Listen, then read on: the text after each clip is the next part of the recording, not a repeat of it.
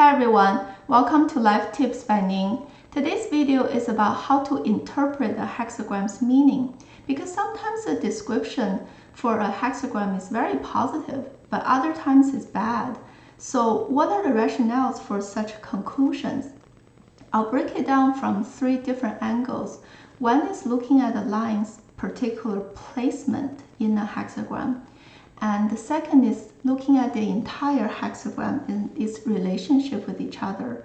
Last but not least is dissecting the 12 messaging hexagrams. So hopefully from all of those different angles, it'll give you a deeper level understanding of the foundational knowledge for I Ching.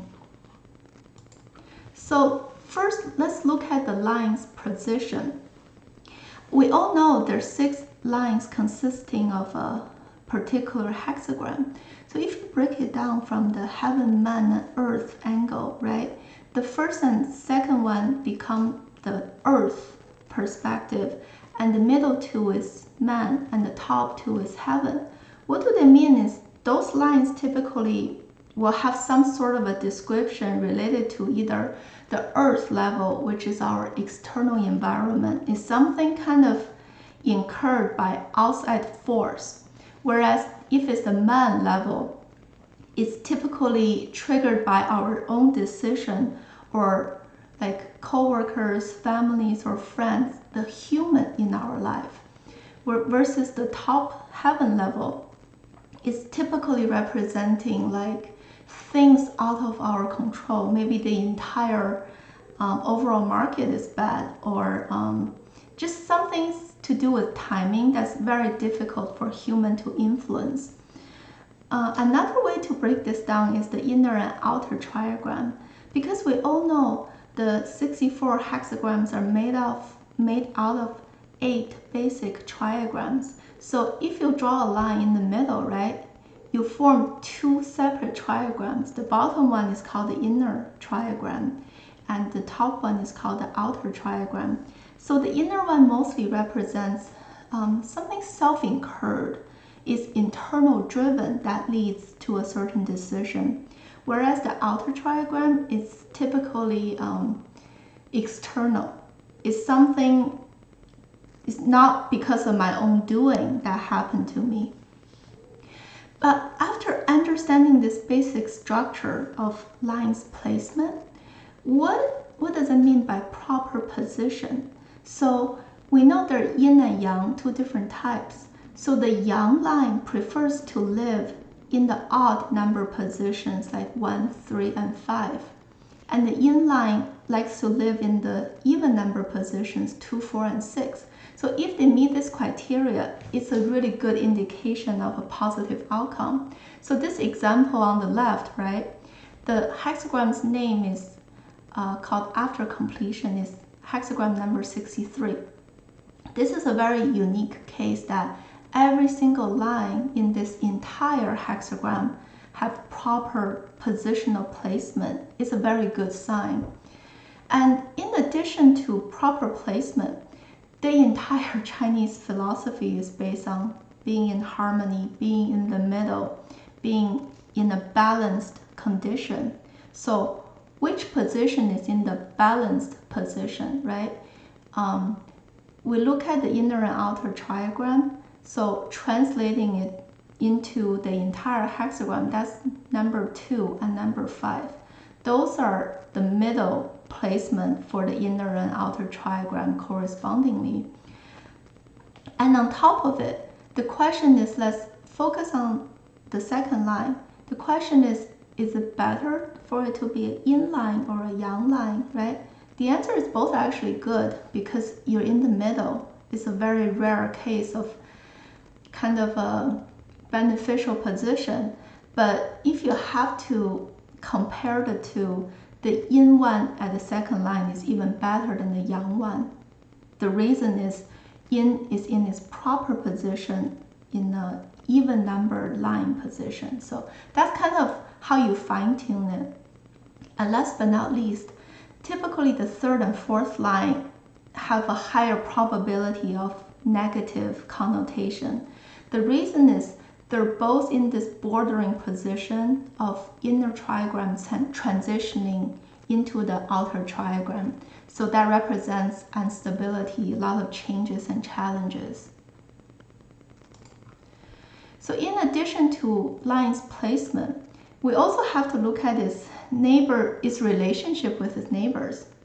So all of those terminology, they're all based on one simple logic that the same types repel with each other versus the opposite types attract. So what does it mean by corresponding line? That is, if you look at the inner and outer trigram, which two lines are both in the bottom position, right? That's the first and fourth line. And the same holds true for the second and fifth line, and the third and the top line. So those three pairs of two form a corresponding relationship. And if its corresponding pair is the same type, it's a bad indication because same type repels. But if it's the opposite type, it's a good indication, meaning a harmony and supportive relationship. And another rule is that typically a yang line likes to be supported by an yin line underneath itself. That's kind of following the nature of the universe. But if you reverse it, meaning having a yin line sitting on top of a yang line, that is a sign for negativity because it's going against the organic rhythm. So here's an example of using all of those factors I just talked about. So this hexagram is number 4. It's called useful folly, representing the beginning phase of an entire situation, kind of like the childhood years of a human's life. So comparing the fourth and fifth line's description, why is the fourth one saying something, it's a negative result, right? There's difficulty, versus the fifth line, it says good fortune. So we can just break this down as a really good example. So starting with the fourth line, it says distressed by ignorance, there is difficulty. Because the placement of fourth, which is in the outer trigram, so you can kind of see, okay, this distraction of ignorance, it could be caused by something external rather than me myself. It's like an external driven situation. And the reason the result is difficulty is because first, is it in the proper position? It's actually a yes, because the fourth line, yin likes to be in the even number position, so that's a good one. The unfortunate part is it doesn't meet any other criteria. So first, look at its corresponding line. Fourth line corresponds with the first. They're both yin, so they repel each other. And then look at its neighbor. Like, it's surrounded by both yin on the top and the bottom, so that's not super helpful. Because of they're more ineligible than eligible criteria, so the overall result is a negative indication. But now look at the fifth line. It says childhood innocence. They have this curiosity like a child to learn, so that leads to good fortune. So even though the fifth line, that position likes to be yang, so it's an improper position. So that one is not met. However, it checks the box for everything else. For example, it's in the fifth position, which is in the middle. That's a good sign. And its corresponding line, number 2, is a yang, so it's the opposite type. That's very supportive. And in terms of its neighbors, looking at this relationship with the top guy, it's a yin in the fifth line supporting the one on the top, which is yang. That's following the natural rhythm. So even though one particular factor is not checked, the rest are all met. This is why overall the result for this line description is good. So after understanding the line placement, now we're moving to how to look at the entire hexagram's image. This one is more fascinating because The first hexagram's relationship is called overlapping hexagram. What that means is that, using our example, right, the first hexagram is number 59, called dispersion, meaning something is losing orders and control, is becoming chaotic. And its overlapping hexagram is number 27, called nourishment, meaning that I need to pay attention to internal orders and restore it before you can have an impact on the surface level results. So how this overlapping hexagram is formed is that we do not use the beginning and the top line, only using the 4 lines in the middle, right, representing the essential stage of this case development phase. So that's in the middle part. So the second, third, and fourth line, which is a yang, yin, yin, that becomes the inner triagram of this new one. And now you reuse the third, fourth, and the fifth line, which is a yin, yin, and yang. That becomes the outer triagram of the new one. So now this is how the overlapping hexagram is formed. And so because this overlapping one representing the process step, right, between the beginning and end, its own meaning can be used to help us better understand the meaning of the original hexagram. So in this case, because of this dispersion of chaotic situation, I need to focus on my internal nourishment, restoring laws and order, keep my internal like mental health or internal affairs in order before I pay attention to control the on the surface external stuff. So address the issue at the root level and restore it by giving it nourishment, so that naturally you will have an impact on this visible external chaotic situation and correct the situation. So that's how we use the overlapping one to explain the original one. But this overlapping relationship can be used in a very flexible way. So looking at it from a line's perspective, how can that be used? So using the same case of number 59, the line description for this fifth line says it's not suitable to speak carelessly. You should pay more attention in action. Action speaks louder than words. That's what this line means. But where did people come up with this description, like out of the blue? It's all based on those signs and lines images. Because if you use line 5 as the original reference point, it can form its own overlapping hexagram, because beneath it, that line 3, 4, and 5 itself form this mountain triagram, and above it, line 4, 5, and 6 form this wind triagram. So it's the new overlapping one is wind over mountain, wind on the outer one and mountain on the inner one. What does that mean? Wind means spreading something, right? Like wind will carry a lot of stuff around, and it also can imply like spreading information, speaking, kind of broadcasting to get attention. Whereas mountain means stop, is very stable, is this forcefully stable energy to stop something. So wind over mountain, meaning that you should stop talking and take more action than just lip service. So that's why you have this line's description of is not suitable to speak. This is purely based on the image of the new overlapping hexagram this particular line formed. Now moving to the complementary hexagram, meaning that keeping all the lines positions the same, but you change the yin and yang to its opposite side.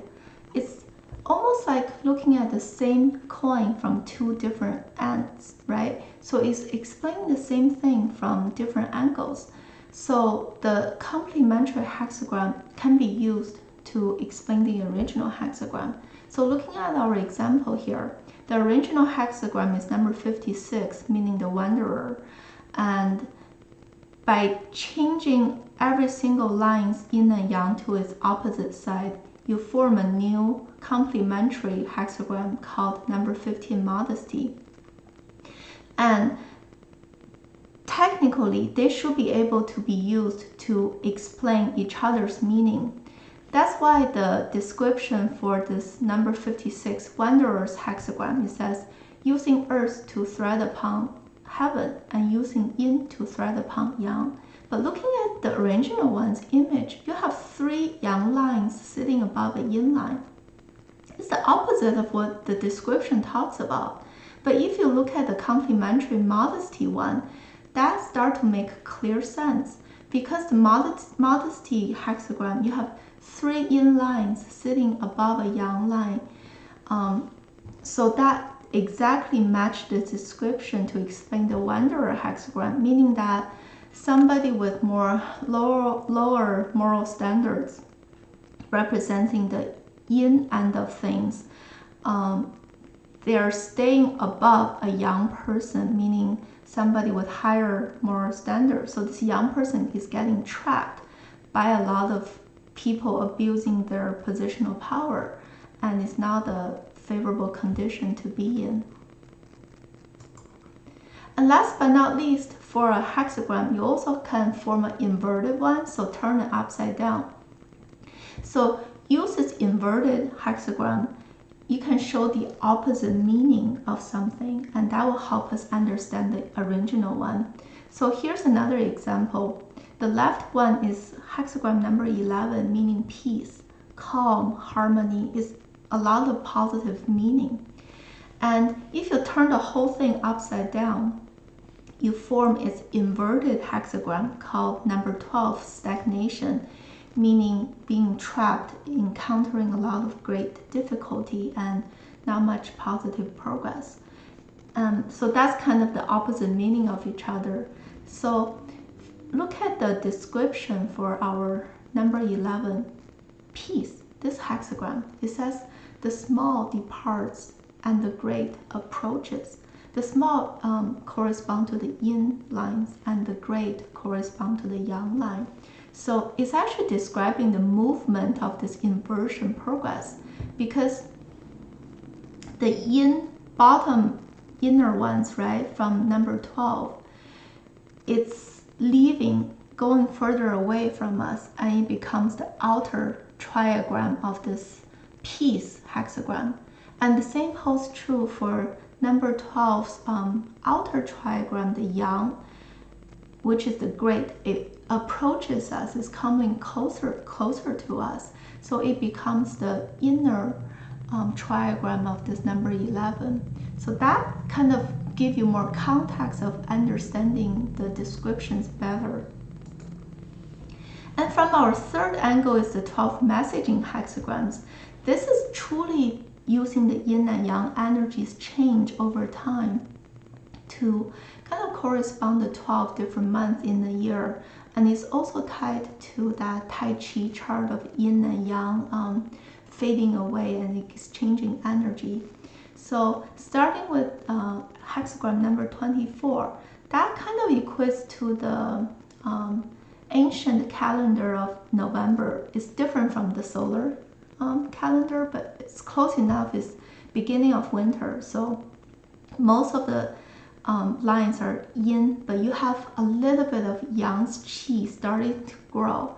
And to finish, this is kind of the beginning of springtime, so beginning of winter, spring, and until you reach the prime stage of summer, which is hexagram number 1, is a heaven one. It's made up of 6 pure yang lines. That's like the prime stage of summertime. And then after that, you go to number 44, which a yin qi start to form from the first line. Eventually, it grows into that ultimate stage of pure yin energy, which is number 2. So that's kind of the gist of the 12 messaging hexagrams.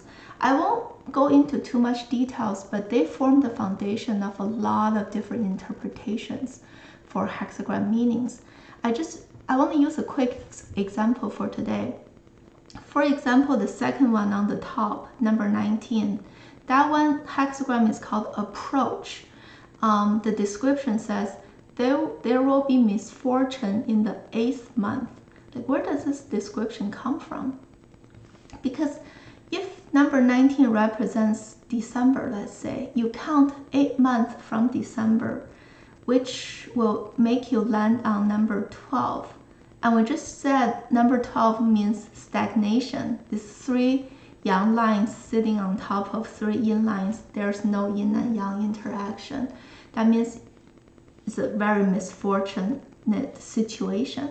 So that's where this misfortune in the 8th month comes from. It's based on this 12 messaging hexagram and knowing its sequence. And last but not least, I also want to show an interesting aspect of I Ching's description. A lot of it comes from cultural and historic context, because originally I Ching is a bunch of line-based image knowledge. There's no descriptions whatsoever. And that was the description part was further developed in the Shang, Zhou, and later dynasties.